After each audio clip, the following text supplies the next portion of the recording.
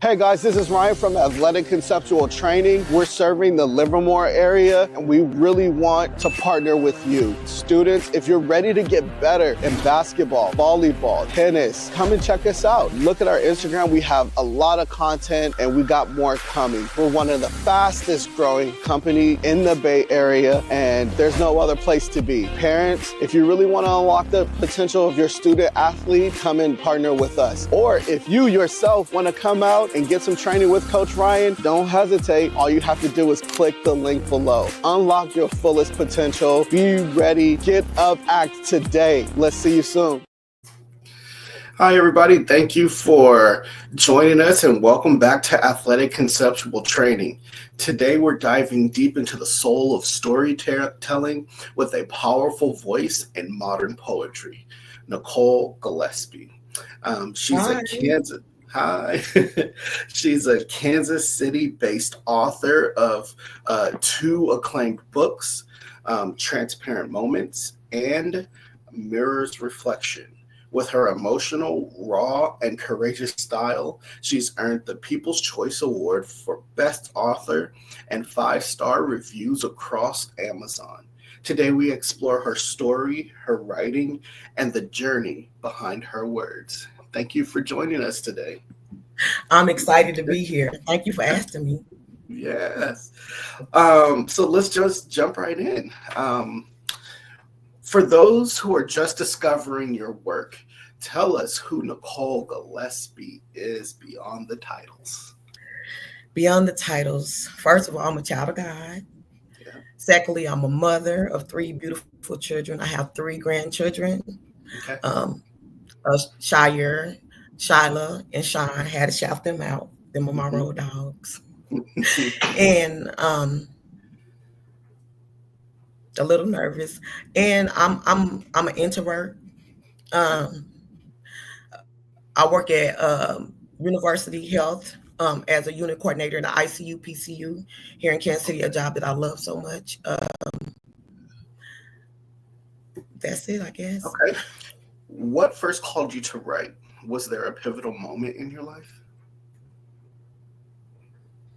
Well, I can remember back as far as when I was 11 or 12. Uh, my first poem, actually, to be honest, was written to God. And then I wrote to my mom. I used to write love letters to my mom all the time. She was a hardworking woman. She's retired now. And I used to put, when she would come home, she would be so tired because she would always hold down like 2 jobs. And I would see her come home, she'll just be tired and she'll cook and then she'll go to bed. So I knew that was a time that we can communicate. So I would put love letters up under her pillow. Hmm. And she would find them. So that began my thing of writing. Okay. Mhm. You started writing young, but embraced your identity as a poet later in life. What changed what changed in your 40s? Well, it was I have a friend, her name is Christina Vick. I will Mhm. always post my poetry on Facebook, just post my poetry and kind of share stuff with my friends. And she used to always say, girl, you need to use them talents that God gave you. Now, she Mhm. never knew that I had always dreamed of being an author, but I did not have no confidence in myself as a writer because I dropped out of school really early before I went back to school to get my GED. So it was a lot, it had a lot to do with my confidence as writing. So my writing was personal. It was very personal. It was between me and God for a time as being young. I had started going through a lot, so I always loved to write my emotions out, and I kind of didn't feel like I was being heard.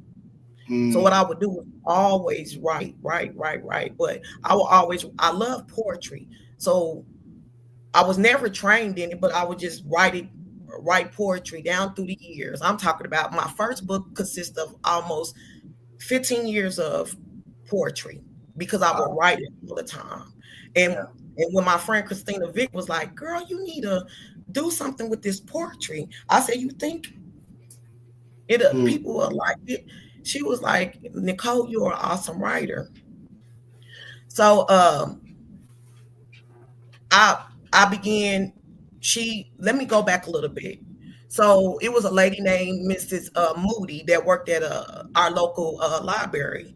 And one day, my cousin had asked me to write, do some poetry for her non-for-profit group for young ladies.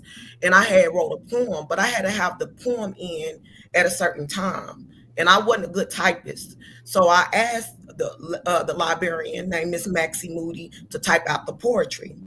And I said, I will pay you to type this poetry out. I need it back really quick, and I'm just taking a long time putting it on to typing it down. And Yeah. she was um, okay, I'll type it, but I'll do it for free. So after she typed it and stuff, I'm telling you, she came back with tears in her eyes. And she said to me, she said, Nicole, remember when you asked me if it was a fee? She said, if you allow me to put this poetry up in the library, I'll type it for you. I said, you think it's that good? And she was like, yeah. So I was like, okay, it's okay. Mm-hmm. We can do it. So that was my first time knowing that I had a talent in writing poetry. That was my Mm-hmm. first time. And then when I got on Facebook,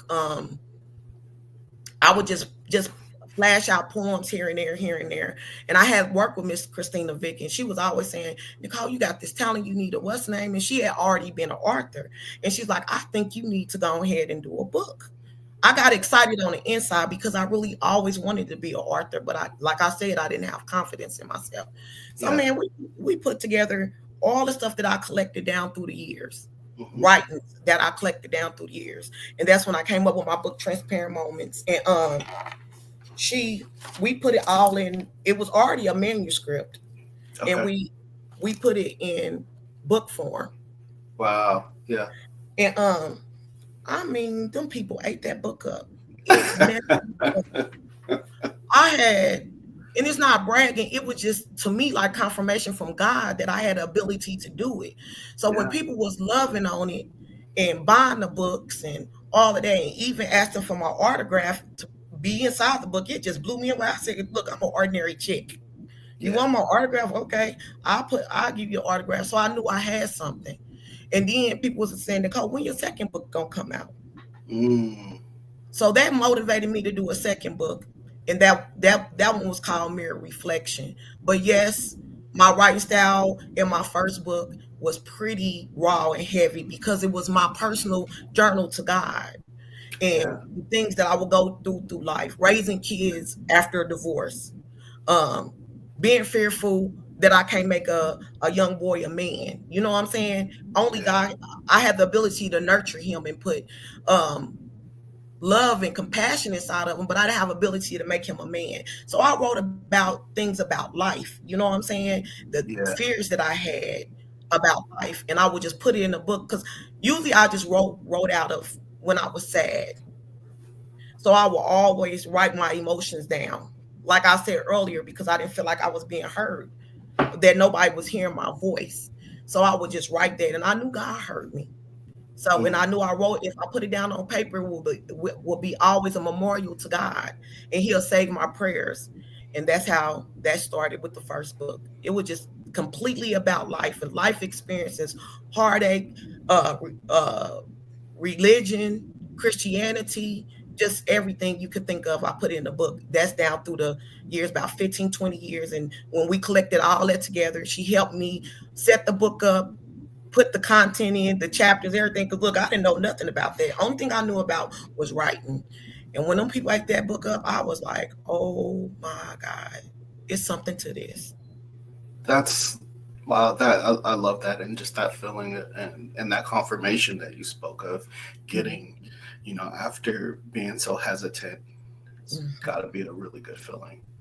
It was amazing feeling. It was it was a feeling that God heard my my silent prayer. Because God knew in my heart I always wanted to be an author.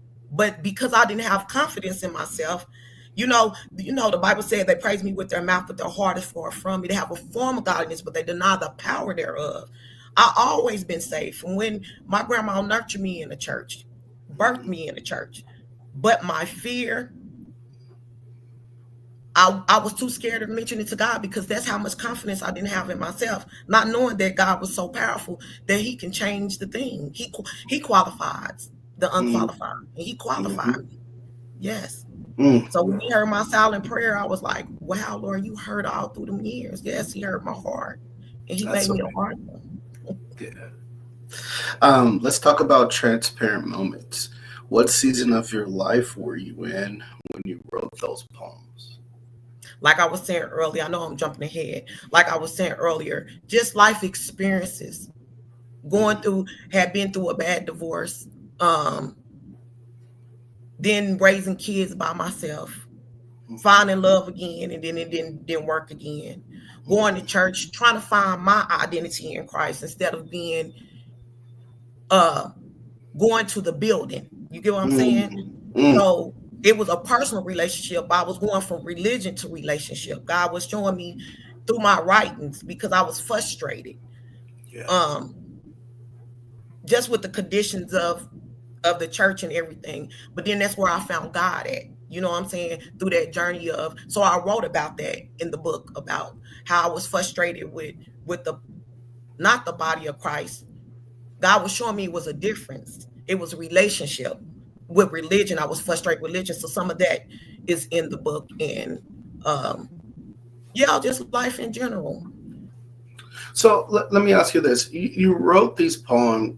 When you mentioned these poems were written, you felt unseen. Um, do you think that that vulnerability is what resonates with readers today? 100%. um I started experiencing people reaching out to me in my messenger on Facebook and saying that my writings were so relatable. And how did Mm, I put them in their words? That was something they wanted, had always expressed in their journey of life, but they didn't know how to put it in words, and that they was feeling the same way.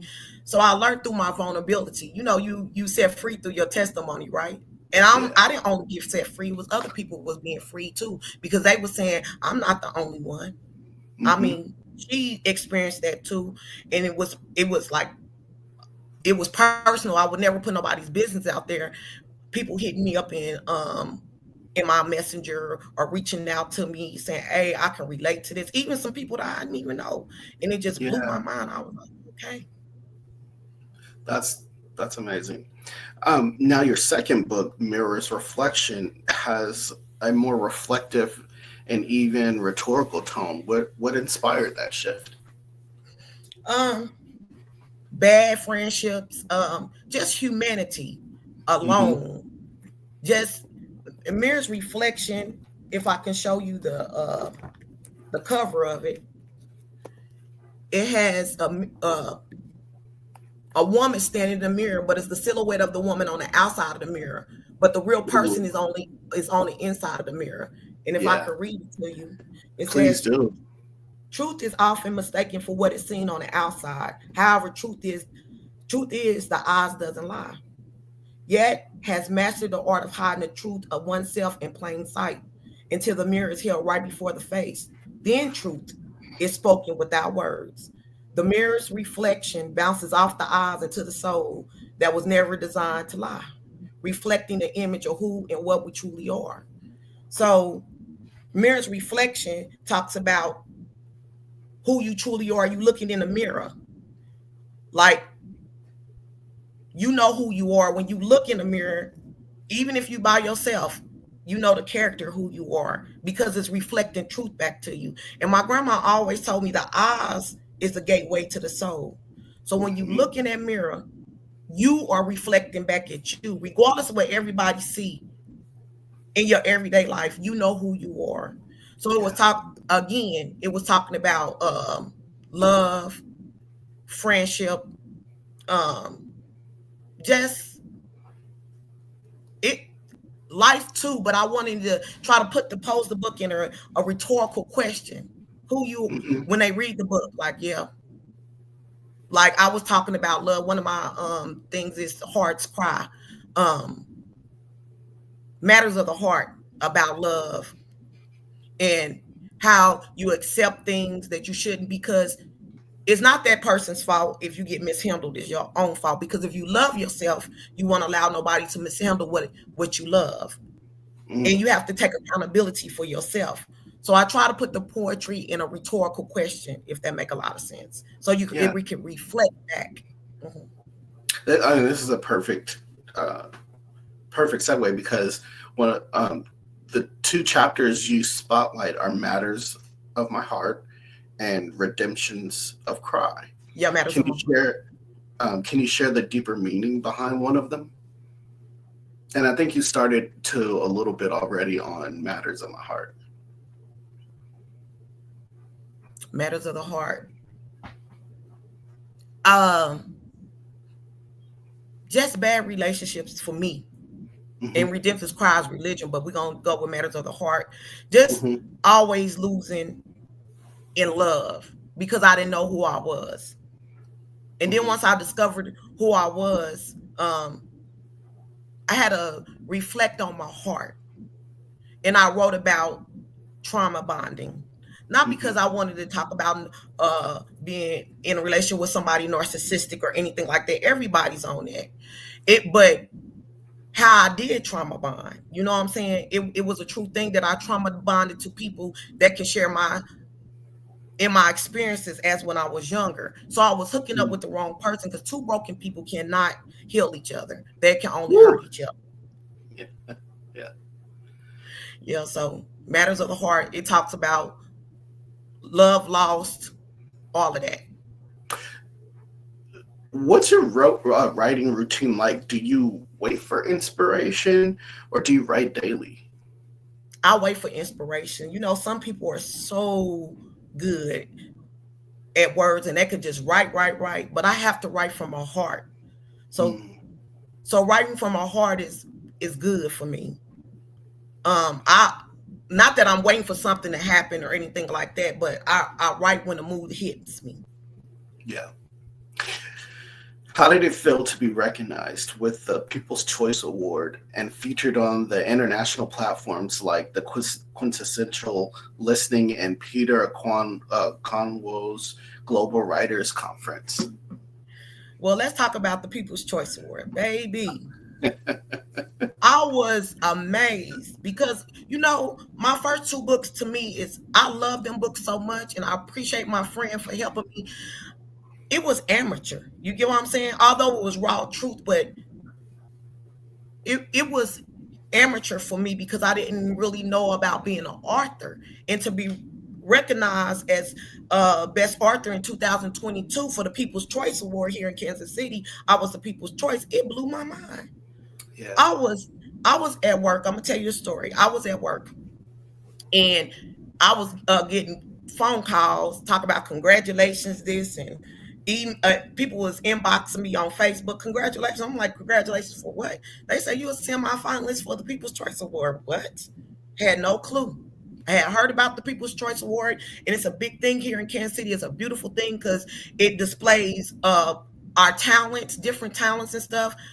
I had heard of it, but I took interest in it, but not a big interest in it, because in my mind, I never thought nobody would nominate me for anything like that.